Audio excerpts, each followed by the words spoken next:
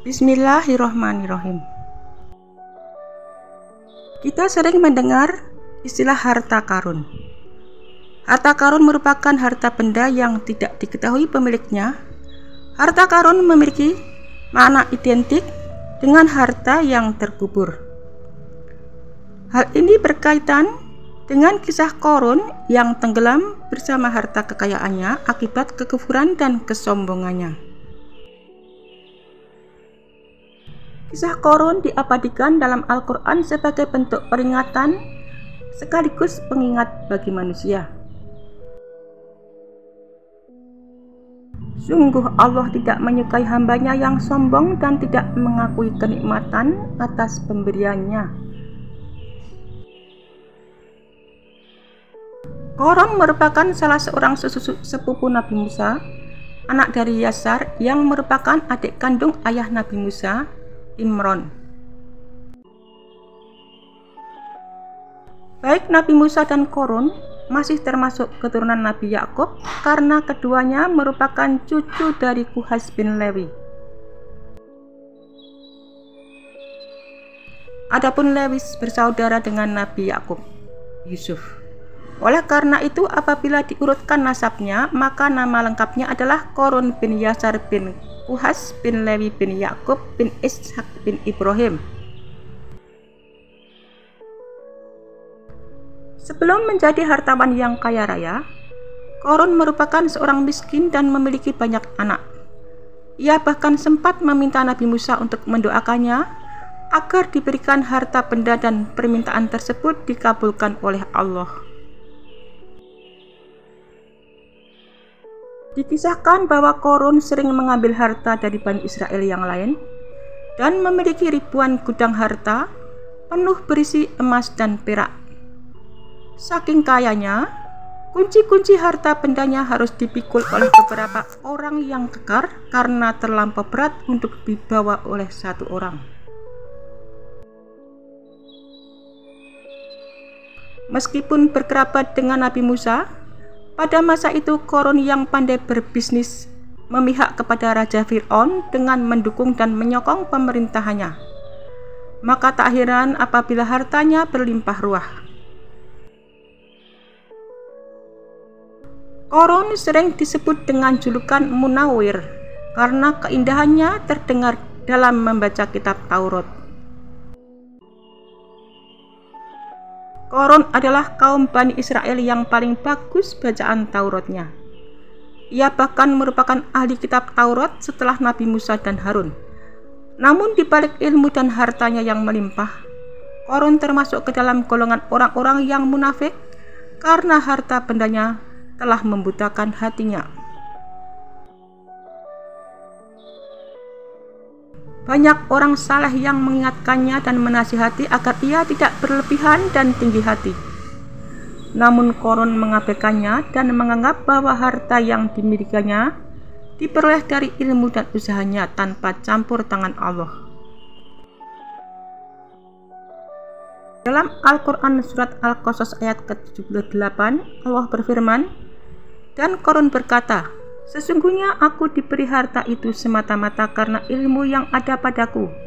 Tidakkah dia tahu bahwa sesungguhnya Allah telah membinasakan generasi sebelumnya yang lebih kuat darinya dan lebih banyak mengumpulkan harta? Orang-orang yang durhaka itu tidak perlu ditanya tentang dosa-dosa mereka. Korun sering melewati kaum Bani Israel dengan berpakaian serta beserta harta-hartanya yang mewah. Ia diiringi oleh para pembantu dan juga budak yang siap sedia melayaninya. Tentu saja hal ini membuat orang-orang iri, bahkan sampai berangan-angan memiliki kekayaan seperti Korun. Dalam surat Al-Qasas ayat ke-79, Allah berfirman, maka keluarlah Korun kepada kaumnya dengan kemegahannya. Orang-orang yang menginginkan kehidupan dunia berkata, andai kata kita mempunyai harta kekayaan seperti yang telah diberikan kepada Korun, sesungguhnya dia benar-benar mempunyai kekayaan yang besar.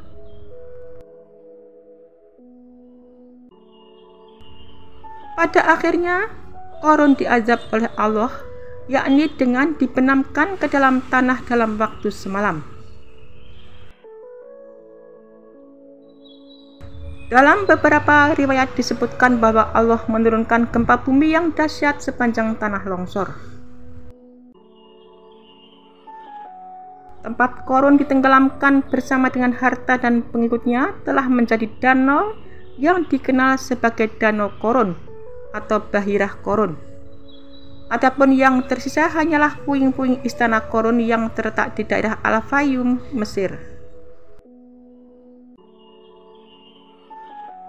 Dalam Al-Quran Surat Al-Qasas ayat 81 Allah berfirman, "Lalu kami benamkan Korun bersama rumahnya ke dalam bumi, maka tidak ada satu golongan pun yang akan membantunya selain Allah dan dia tidak termasuk orang-orang yang dapat membela diri."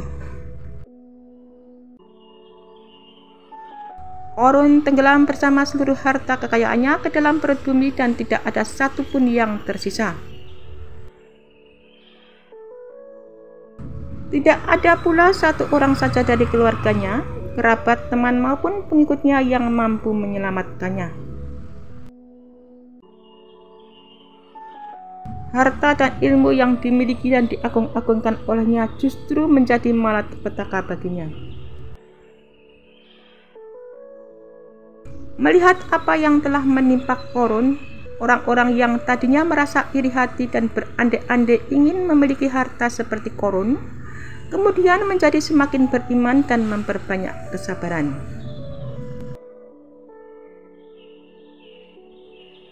Mereka juga memuji Allah atas peringatan yang telah disampaikan.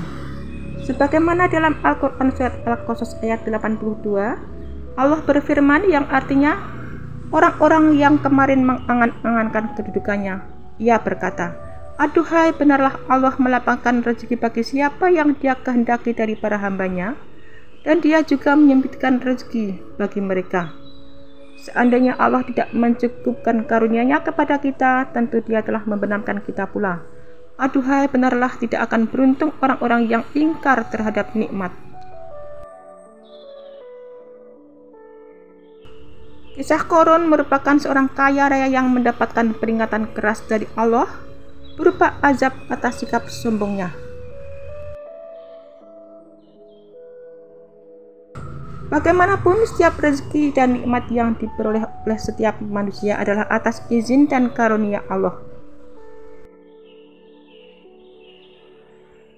Kisah Korun yang merupakan salah satu kisah yang terdapat dalam Al-Quran yang mengandung pelajaran moral yang berharga. Kisah ini menegaskan bahaya kesombongan dan keangkuhan manusia akibat harta dan kekayaan yang dimilikinya. Kisah Korun terdapat dalam Al-Quran, tepatnya dalam surat Al-Qasas ayat 76 hingga 83. Jadi Korun yang merupakan salah seorang keturunan Bani Israel yang hidup di zaman Nabi Musa alaihissalam, dikenal sebagai salah satu orang terkaya pada masanya yang melebihi kekayaan banyak orang. Kekayaannya diperoleh dari harta yang ia temukan di sebuah desa saat mengikuti rombongan Nabi Musa. Kisah Korun adalah cerminan dari kisah keangkuhan seorang manusia yang terbelenggu oleh harta dan keduniaan.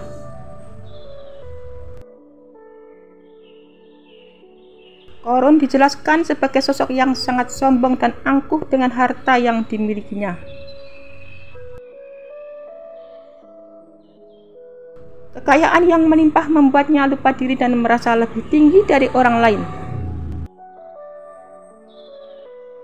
Al-Quran menjelaskan bahwa meskipun beliau adalah seorang yang kaya raya, bukan berarti hal itu membuatnya lebih mulia di mata Allah. Korun tidak memanfaatkan hartanya untuk kebaikan, tidak membela hak orang-orang miskin dan merasa lebih unggul dari mereka. Sikap sombong dan angkuh Korun menjadi pendorong kejatuhan dan kehancurannya. Allah memberikan peringatan bagi Korun, namun sikap sombongnya membuatnya terlalu angkuh untuk menerima nasihat.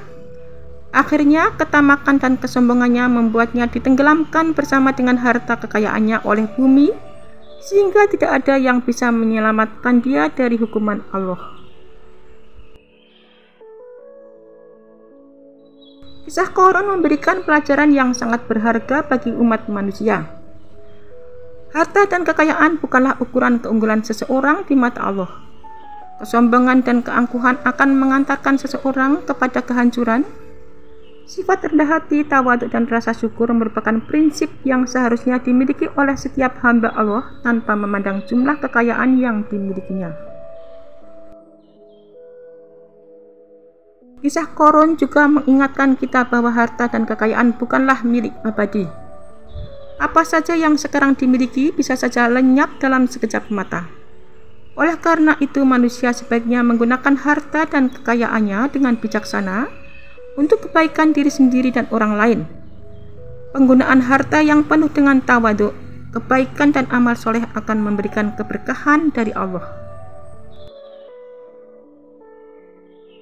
Terlihat jelas bahwa kekayaan dan harta tidak seharusnya membuat seseorang menjadi sombong dan angkuh.